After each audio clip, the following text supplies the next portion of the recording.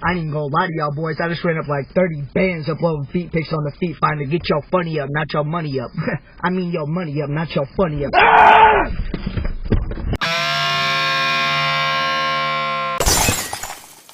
Hey, what's up, y'all? My name is Millennial Smark, and I'm bringing you the slop, the whole slop, and nothing but the slop. Timestamps are down in the description box below if you want to go directly into the Dynamite review.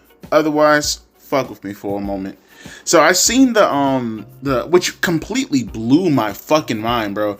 Tell me why I was like, as people typically do when they're bored, lazy, and they're, you know, not too busy jacking off, doom scrolling on Twitter, right? Or X, or whatever you crazy kids call it nowadays. And I came across the, because I haven't actually, and people are gonna, I know I'm gonna get some people in the comment section, oh, Devontae, you're such a fucking boomer. Shut up, bitch. I don't give a fuck. I gave up. I gave up on playing 2K25 already. I've already reverted back to 2K19. I'm still having fun on my overly produced universe mode that I started back over about a month ago.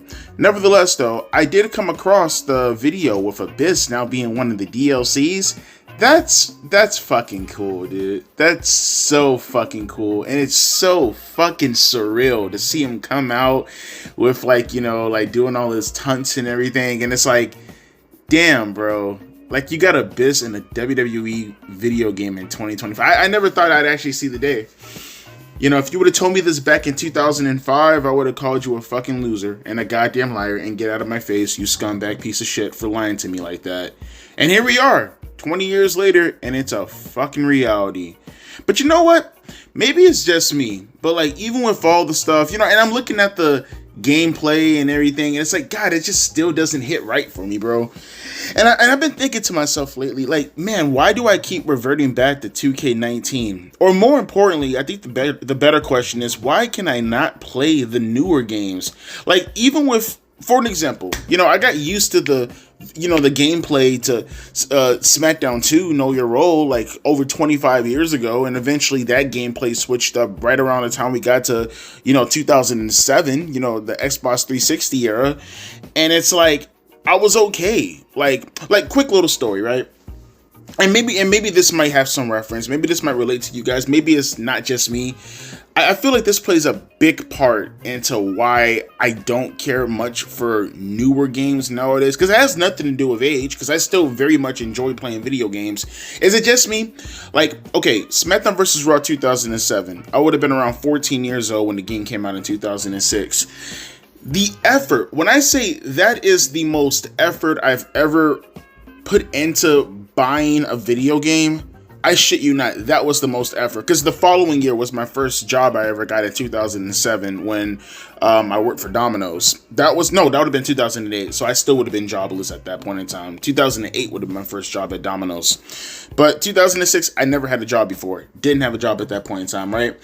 And the amount of shit that I had to do, even with turning in some of my games, because I just got my Xbox 360 for the first time the previous year for Christmas, and I didn't have that many games to it. You know, I think at that point in time, I think I only had like 2 games. I had the Godfather video game, and I think I had, did I have Project 8? I think I had Tony Hawk Project 8, if I'm not mistaken. Maybe Project 8, either Project 8 or Wasteland, one or the other, doesn't matter. Nevertheless, though, right, I ended up turning in the games in order to get the money to get SmackDown vs. Raw 2007 when it just came out in November, and I still didn't have enough money. And I remember I had to call my great-grandparents, or in particular my great-grandmother, and I asked her if I could borrow $20 to put with the game. But because the game, when I turned in the games, all I had was like, fuck, I think I barely made it to like $45 or something like that. And I asked for $20 so I can cover for tax, right? And they said all they had was like, you know, to give up, all they had was like $10. And I was like, fuck. And I went down there. I didn't even catch the bus, because like, I remember the bus system was going crazy that day, and I had to walk up there to get it, and it's like a mile walk, and I ended up walking up there, getting the $10, coming back, and I had like $55, and you know, I'm going around the house, and I'm scrounging for change and shit like that, which took me like 2 hours, but eventually I got up to $60, and I was like, fuck it, just wing it, go up there, maybe I might get lucky, I might be able to get my hands on the game, only to get up there, and SmackDown vs. Raw 2007 bro, tell me why. Tell me why the game was $70. And I was like, what video game costs $70 fucking dollars? Yep, it was $70. I think it was because I ended up trying to get the deluxe edition, something like that. That's the only copy they had at the time, or some bullshit like that. But it ended up only being $70, right? And I was short like $10, and I was so fucking sad. I was like, no, but I did so much to get my hands on this game. And to this day, by far, the coolest fucking gesture. And I put it forward to this very day. Tell me why the cashier, if I had to guess his age, every bit of maybe 20 years old, 21 years old, Buddy gave me the $10 to put with what I already had to get the game. He seen me pour the change on the counter. He seen me turn in my 2 games. He seen me give the $10 that I already had to my name. He gave me the $10 in order to get the game. To this very day, whenever a little kid wants something, or if there's short change, I make sure to put it forward. Just because of that day, I still will never forget that. That was like 20 years ago, damn near. Still will never forget that. Just the coolest shit a stranger has ever done for me. And I got the game, and I played the ever-loving shit out of it, right? But I feel like because of the trouble that I went through in order to get the game, it made it just that much more satisfying. Versus like nowadays, I can just... I mean, I'm not saying that I'm rich, nowhere near close to being rich, but I do pretty well for myself. Well enough, like if my PS5 broke right now, I can go tomorrow and pick up another PS5. Now, if that PS5 broke, I probably can't pick up another PS5, but you get what I'm saying? I'm like that. I have a decent amount of chunk of change put aside where I can pretty much do whatever I want for the most part, right? You know, as far as close to my means. And I can just buy any game I want to, whenever I want, anytime I want. And I feel like that just kind of hurts. Maybe it's just me, but it kind of hurts the playability to me, knowing that like it just doesn't feel the same. You know, like it feels different knowing that you had to go through the struggles as a kid to get a game versus today. You can just like, yeah, okay, I'll just, you know, put $50 aside from my paycheck, or $70 or $80 aside from my paycheck, and just buy a game. And it's like you do that, and it just does. Same thing can be said for pay-per-views too. Like, you know, the struggles of listening to the fucking TV and hearing the pay-per-views and knowing your grandparents or your parents aren't going to buy it for you, versus now, you know, we're in a dead era of professional wrestling. I can literally take $50 to buy a pay-per-view just to fucking review it. It's like, I don't know, shit just doesn't really hit the same when you're an adult versus when you're a kid. But again, maybe that's just me. But nevertheless, I just wanted to talk that, you know, like relate to you guys a little bit. Maybe you might have your own stories in the comment section below. But with that being said, no more talking about my childhood and personal childhood struggles. And shout out to homie, if you're listening to this video by some fucking miracle, you're still beast as fuck for that shit. I haven't forgotten that. That was 20 years ago, damn near. And I still remember that gesture. You're not watching this video, but if you are watching this video, you're still the coolest guy of all time. You're the bee's knees. And if anything ever happens in your life, I will make sure to take care of your wife. With that being said, let's get directly into the video. Alright, there's a little bit of heat. I like it. I like it. You know, we'll see as the show goes on. I'm not going to get my hopes up. I'm just not going to give AEW that much credibility to get my hopes up right now. Because what they did in the opener and what they did in the tag match is set up for All In. That was good business. The problem is, though, it's AEW, and they're always going to be inconsistent when it comes to their booking flow in regards to their shows. So it's like, I'm not going to hold my breath. I'm just simply not going to do it. Now, it's nice to know that the World Champion is going to be in the main event, and it's also nice to know that the World Championship segment is going to end the show. So I'm hoping, fingers crossed, that we actually get a banger closer. It seems that it's going to be that way, but do not hold your breath. Do not ever give this company an inch. They will take a whole ass light year. But nevertheless, though, good business in the opener.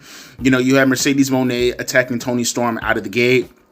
Beat the dog shit out of her, locked in the bank statement or whatever she's calling the submission move nowadays. I don't think she calls it a moneymaker, right? Whatever. Money statement? What fucking ever.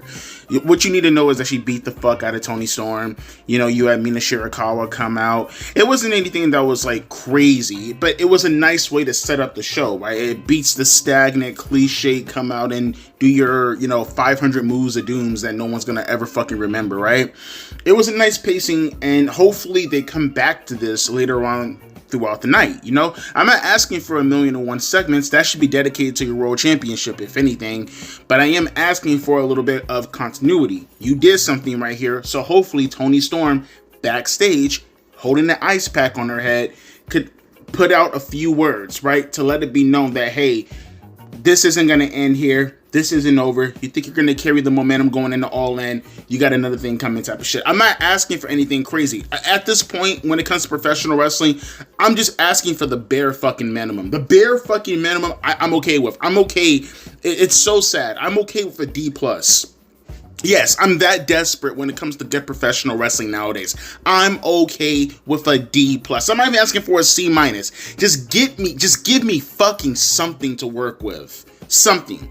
And for the people who don't live in the United States, when I say D+, literally just give me 60%. Give me 60%. Well, I guess D+ would technically be like 68%. Whatever. Give me 60%, okay? Give me a 6 out of a fucking 10. Give me fucking 2.5 stars at the very, very, very, very least. Now, I will say this set was a little bit better than, obviously, a 2.5 star or a D+, but that's what I'm saying as far as my bare minimum. But decent segment nonetheless. And then we had this tag team match. The story in itself makes sense. Now, I will say, again, the inconsistency in regards to the booking, it leaves a lot to be desired, but it's a good start. I'll allow them to at least give me a reason when the Young Bucks respond. Because fuck the match, who cares, right? The setup for the match was good. I like how the Young Bucks put the struggle, gave Swerve and Ospreay some struggle. You know, they're coming out. They announced that their match was going to be in the second half of the show. When in reality, oh wait, hang on for a second. They're actually talking. Give me a second. God, they're so cringe. I swear, even when I'm giving them credit, they're so fucking cringe.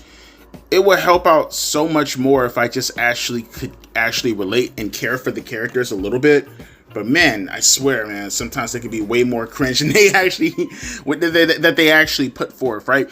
So you had the Young Bucks actually address what Swerve and Ospreay were saying, right? And essentially they were like, fuck all that shit. You guys are suspended for putting your hands on an official for the next week. So there goes your episode of Collision, guys. But hopefully next week we'll actually get some, continuity with it. But nevertheless, though, you had the Young Bucks put them into a position where they weren't ready to go into a match with some two jobbers that I don't give a shit about, right? Obviously, Swerve and Ospreay made light work of these two jobbers, and they ended up winning the match. Who fucking cares for the match? What I care about is the stipulation. As I notated and what I put forward, apparently Ospreay and Swerve Strickland, they want the Young Bucks in a tag team match at All In, which we figured that was going to be the case, but they want their EVP titles on the line. Now, I will say they might have gone a little bit too far. I don't think the EVP titles need to necessarily be on the line. I think they should put a stipulation where they're just stripped of the EVP titles, right? Because I feel like if you put the EVP titles on the line, then what? Is that going to be a story with Ospreay and Swerve Strickland that's going to lead into another pay-per-view? Or, because it feels like if you put it on the line, eventually the Young Bucks are going to have to get it back, because you're not going to have Ospreay and, Swerve Strickland play CEOs or EVPs. I mean, it kind of reminds me of the Steve Austin storyline back in 99, when he ended up getting a share, when Linda and Stephanie ended up giving their shares of the company to Austin, and then Austin had to put it on the line with Shane and Vince in a handicap ladder match at King of the Ring. Ironically, around this time in 1999. You don't have to go that way. Just put the EVP titles, not on the line, but a stipulation as to whether or not, if they win, then they get to keep their EVP titles. And I would presume there's going to be a stipulation for Ospreay and Swerve, whether that be they can't go after the World Championships anymore, or whether or not their career is on the line, whatever the case may be, right? Just to make it a little bit more suspenseful. I would personally say do a match where they can't go after the World Championships any longer, right? Who's the World Champion currently at the moment right now for AEW, right? It's Jon Moxley. Yeah, if you guys lose the match or whatever the case may be, you can go after the World Championship for this period amount of time. And if they win, then, Ospreay and Swerve, the Bucks they have to lose their EVP status, right? It's not as if they have to lose it for real. They're still going to be EVPs backstage, like, shoot, but we don't fucking know that, right? And then one thing I will say that I do feel a little bit inconsistent about is, not that it's a big deal, because they actually have done some stuff. They actually have been causing trouble, but I feel like the Young Bucks haven't been causing that. Like, yeah, it's been going on for well over a year now, as far as them pushing their weight around. But I don't feel like they have done anything drastic enough where, like, the storyline needs these kind of implications. Like, yes, the Young Bucks, as far as the period of time, have been doing a lot of bullshit in Dynamite, and they're on Collision and everything. But nothing that has been, like, so clear-cut destructive. Like, like Vince McMahon, hell, even Eric Bischoff. Not even Eric Bischoff Nitro level. I mean Eric Bischoff Monday Night Raw Ruthless Aggression era levels of torment or whatever to the superstars to make them feel as if they have to actually, make this a stipulation. I don't know, maybe it's just me. I appreciate the effort and I appreciate the story, and I would like to see what's going to be on the line. Obviously the Young Bucks aren't just going to do this out of the goodness of their heart. What's going to be on the line in regards to Swerve Strickland and Ospreay, as far as what they have to put up as far as their stipulated side. So I am looking forward to that, to see what's going to be put. But yeah, I feel like the storyline is necessary? No. I wish it for anything else. And like, that's what I mean when it comes to professional wrestling. You can do whatever you want to do. It's professional wrestling. They could have heated this up like for a month. Even a good solid month on Collision and Dynamite both. Just having the Young Bucks push their weight around throughout the entire fucking show to conclude and this match being made. You know what I mean? You didn't even need a full year to catch up, or just a month. Just a solid month of causing nothing but trouble. The time between what happened at Double or Nothing to now would have been enough time to establish the storyline, but that's not the case. I feel like this is kind of forced a little bit. I appreciate the effort, but it does feel forced.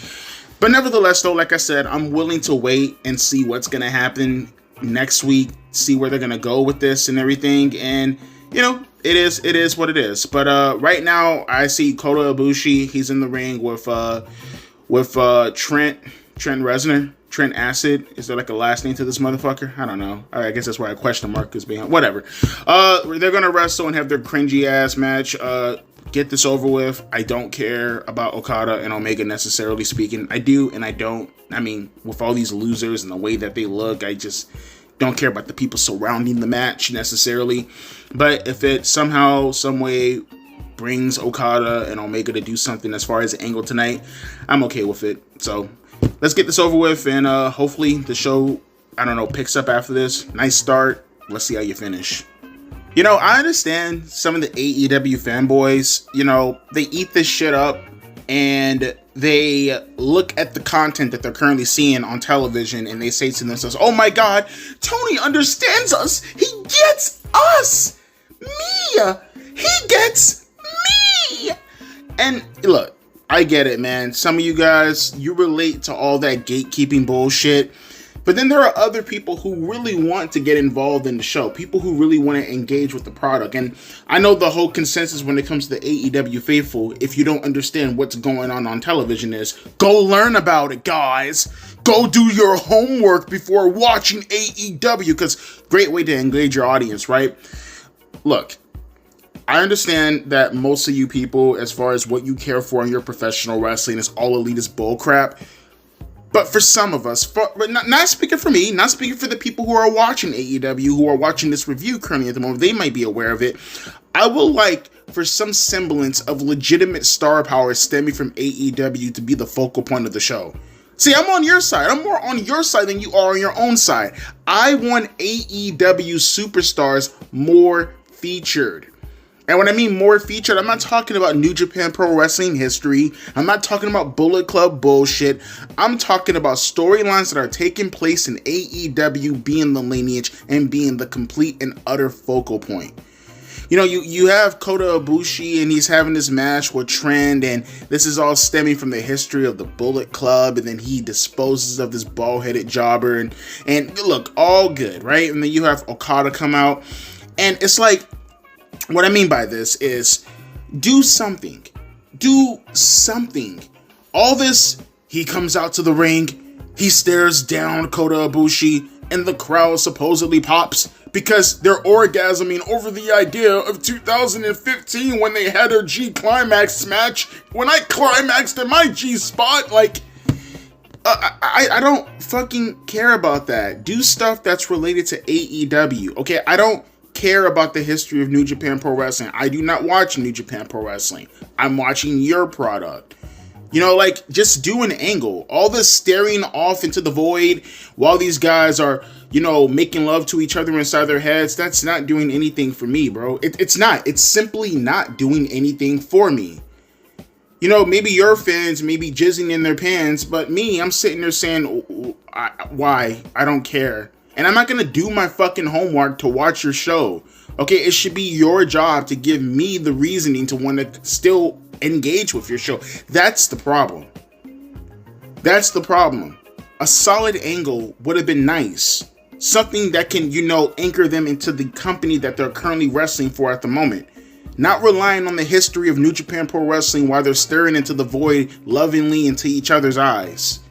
Focus on your company, focus on your angles, not the history of another company in order to get over your angle.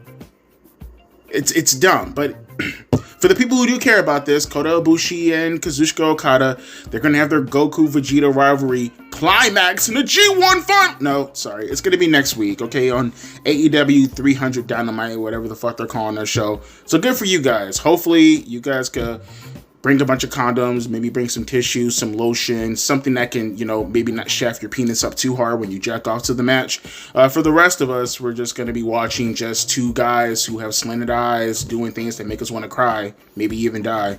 Bars!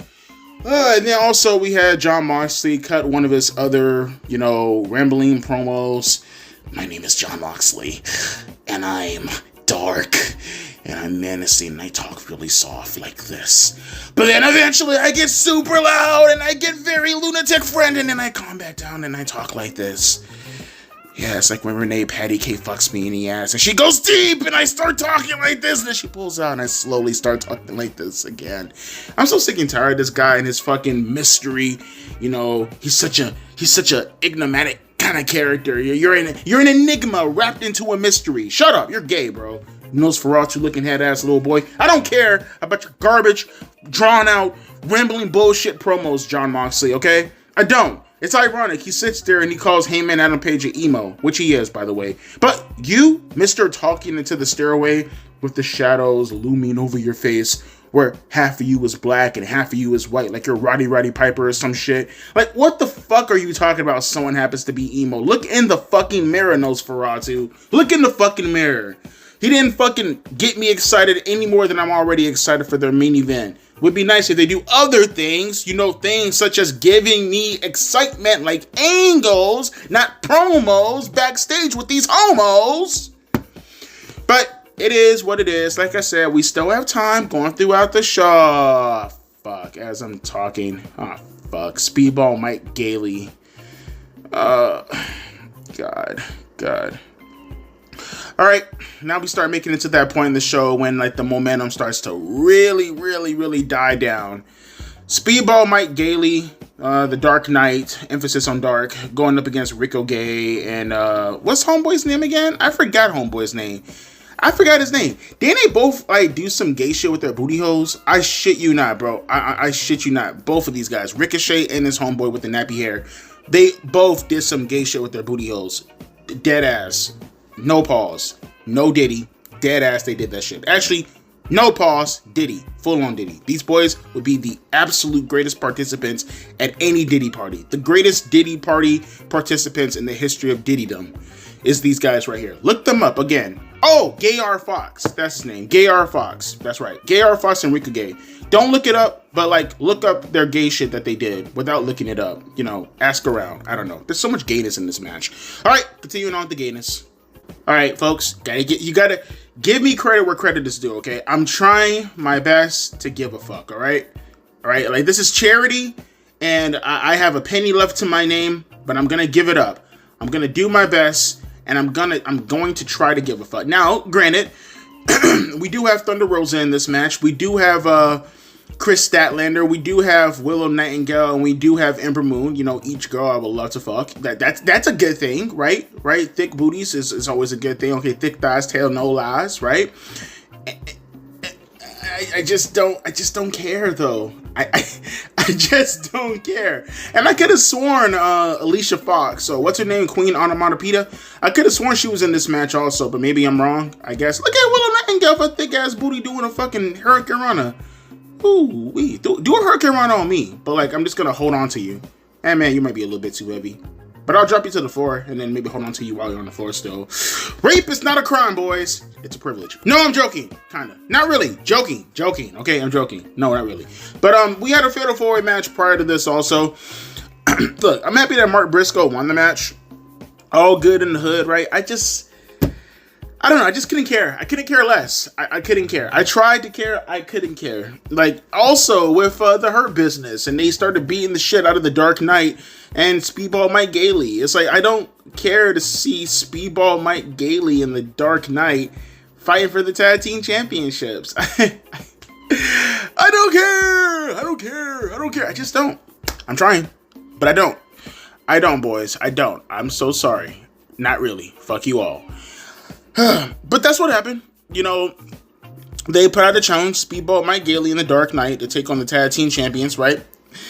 And they got their asses kicked. They got put through a table by MJF, and Bob's your uncle. That's all I needed to see. Thank God. It was short, sweet, to the point. Get the fuck out of my goddamn TV frame, set, whatever. Just go home. Go home. Leave this earth, okay? No, stay alive. Skibbity base gods, protect these men from their skibbity base ways. They came out to the ring and they started to talk. They started to trash on the Dark Knight and Speedball Mike Gailey. They were essentially saying the same thing that I was saying. They didn't say this though, because I'm lying. I don't know why I said what I said. They weren't saying this. I'm just lying for no fucking reason. But I'm gonna lie. And I'm going to say what I want to say and pretend that the Hurt Business said. You guys put the Dark Knight on such a pedestal. Devontae! He was such a charismatic star in New Japan Pro Wrestling or whatever fucking Japanese company he wrestled for.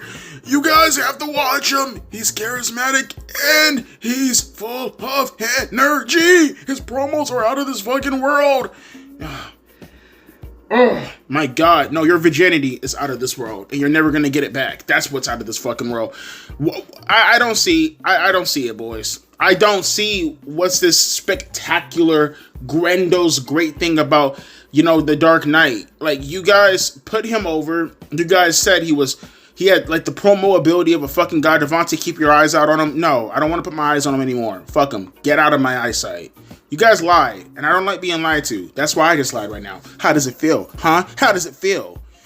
But the Hurt Business, they started talking shit. Yada yada this and Kara. Yada yada that Gauntlet Battle Royal bullshit. Yada yada ba ba ba ba ba ba ba ba ba ba. Then Mark Briscoe came out, right?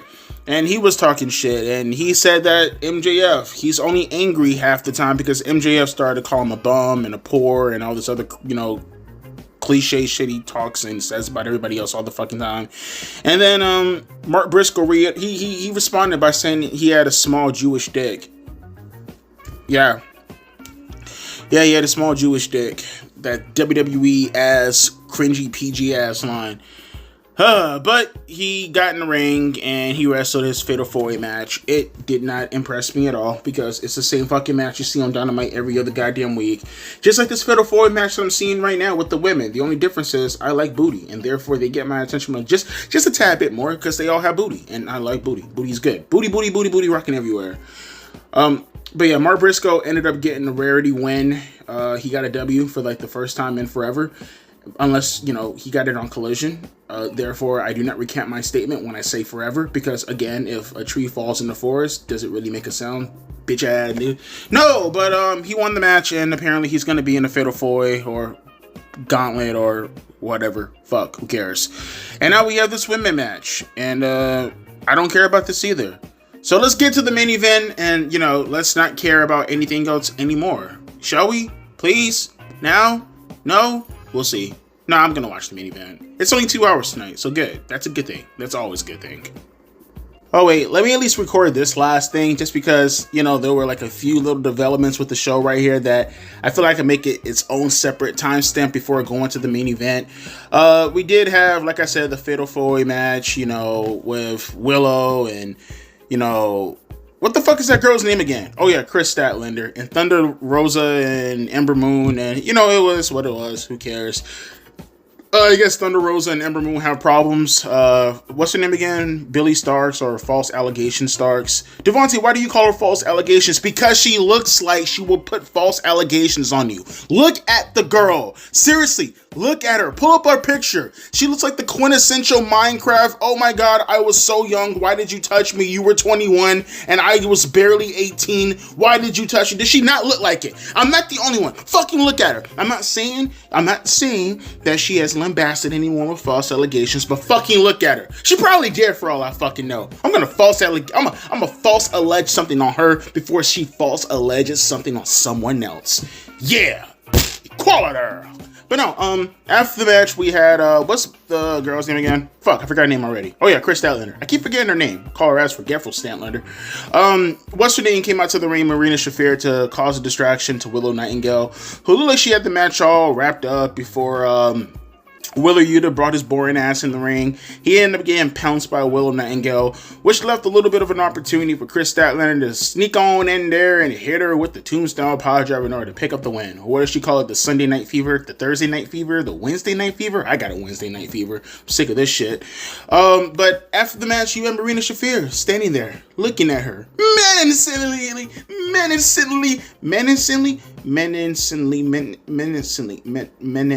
We're not doing this tonight, boys. But yeah, it looks like they're probably gonna most likely team up together. I kind of feel like, because I did hear rumors that AEW is starting to reveal, or they're going to reveal sooner or later, these new developed AEW Tag Team Championship belts. Like, yeah, obviously Forgetful Statlander is going to be in the match for the Women's Championship, or like a number one contender shot for the Women's Championship at the Gauntlet Battle Royal. Easy for me to say that fast.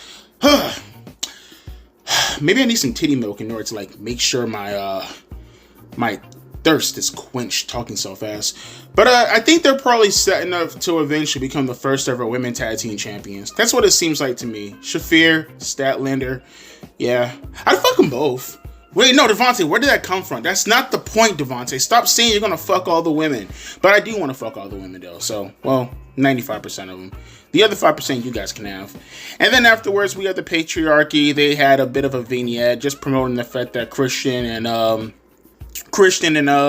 Nick Wayne, they're gonna go for the tag team championship belts. So that might end up being a triple threat tag team. But then again, it's AEW. They might add another tag team to the mix when you talk about Speedball, Mike Gailey, and the Dark Knight, and you know, the Hurt Business, and potentially the Patriarchy. It might be another team added into that for all I fucking know. Actually, speaking of which, might be FTR. They're on my television right now. I would listen to them, but I know they're going to be nothing, you know, said from their mouth holes that is going to make me care anymore for them, or for this potential Fatal 4-Way match that might end up happening. They could be doing bigger things, but apparently Christian said that he can't do the match, and therefore Christian saying that he can't do the match means the match can't go on because Christian runs AEW. But yeah, whatever. Gay! Is there anything else to talk about on the show?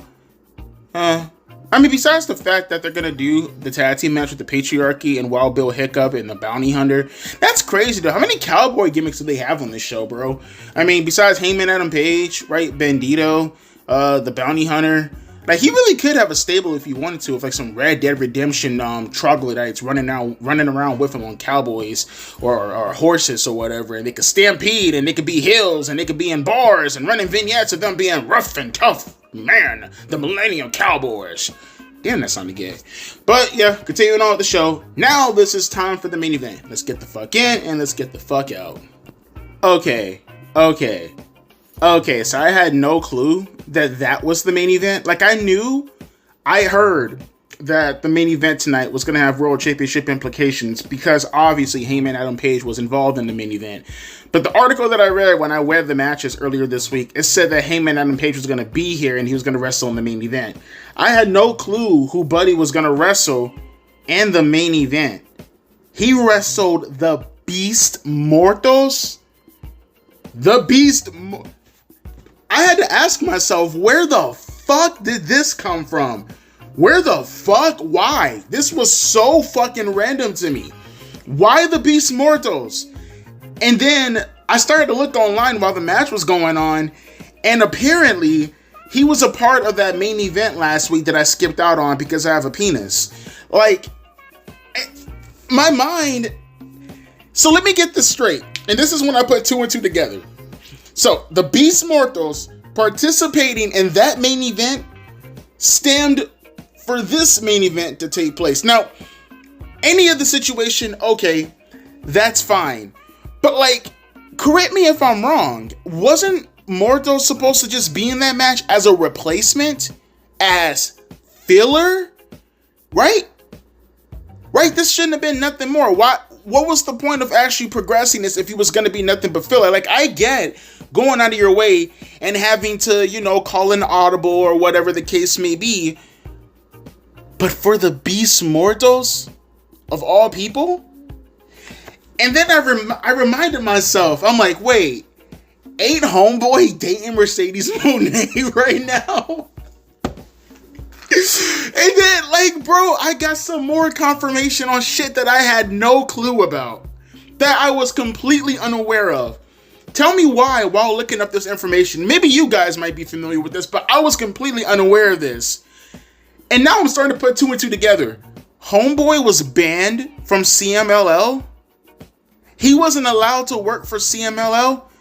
I looked it up. Apparently, he left the company in 2011 to go work for AAA, right? The company that's now affiliated with WWE, or I guess WWE owns right now. So let me get this straight. CMLL and AAA, who have a blood history as far as feuding right now, they fucking despise each other. They hate each other. Especially now, because now they were already on opposing sides, but now they're affiliates of two companies that absolutely despise each other, right?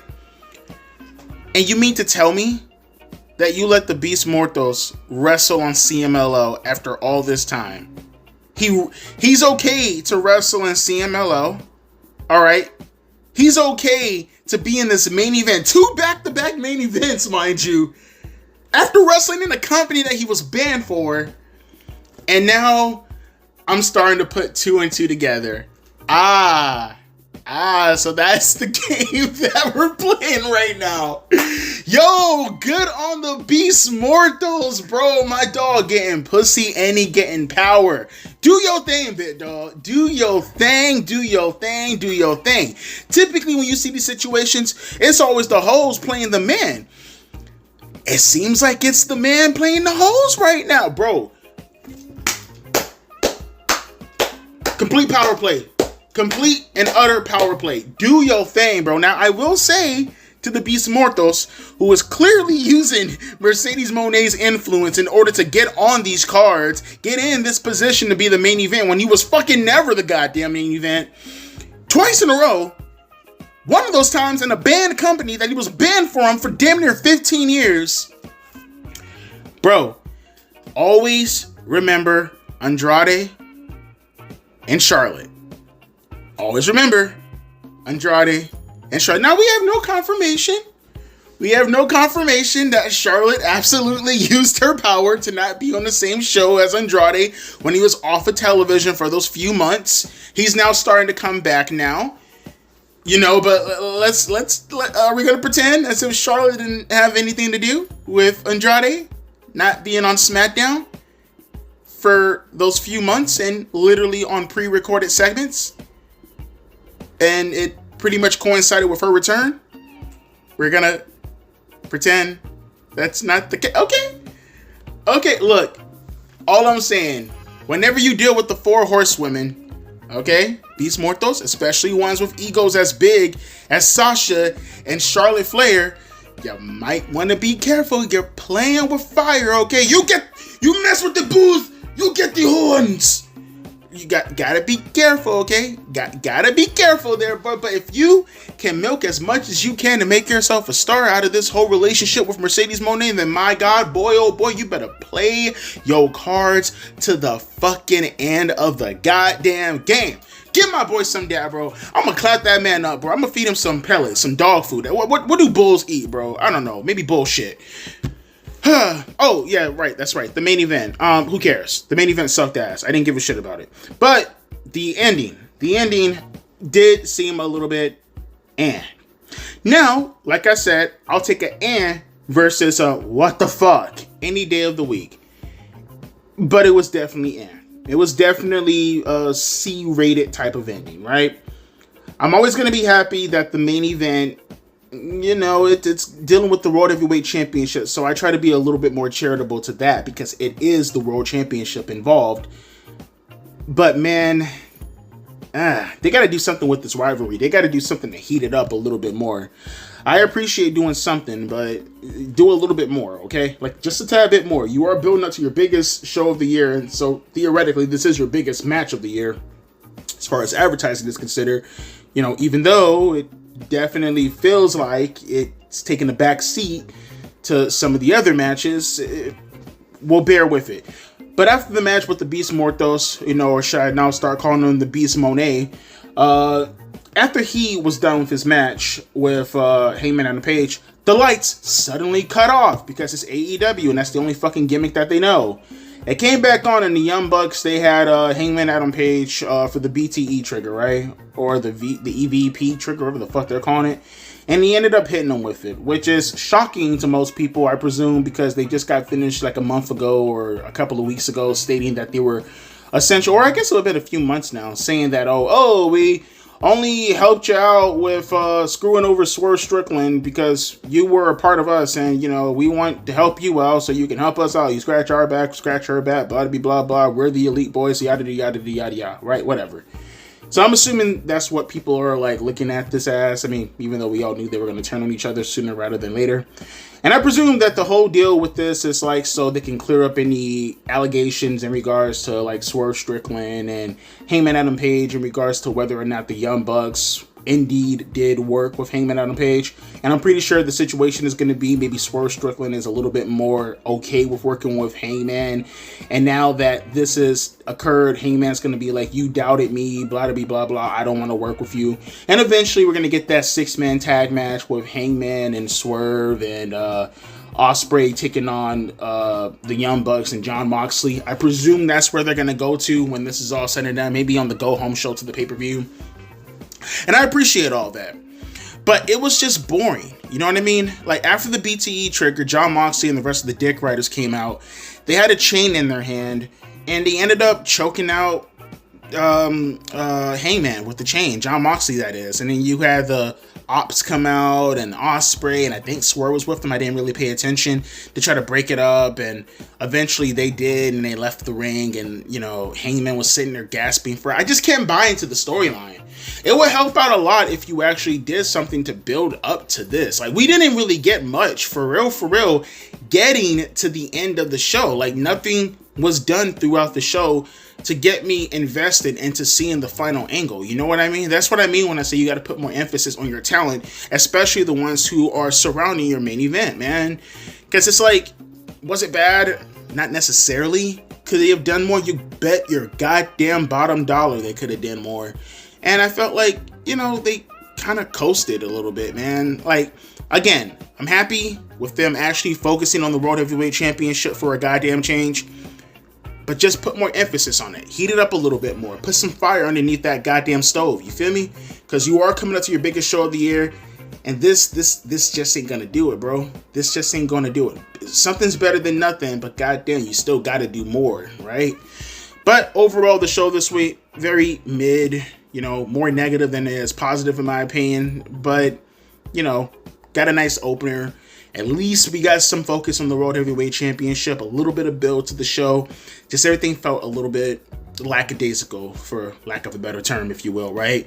But let me hear your thoughts down in regards to the show in itself. Let me hear your thoughts in regards to how you feel about my position regarding Mercedes Moné and the Beast Mortos, which seems pretty obvious and pretty clear. How do you feel about the opener? How do you feel about all this shit surrounding today's review?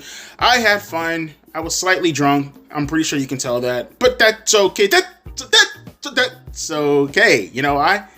Because I'm going to go finish off getting drunk. So with that being said, my name is Devontae, and I'm going to go play some Grand Theft Auto 5 while getting drunk. Should be a fun session. A deuces and a P. Eyes.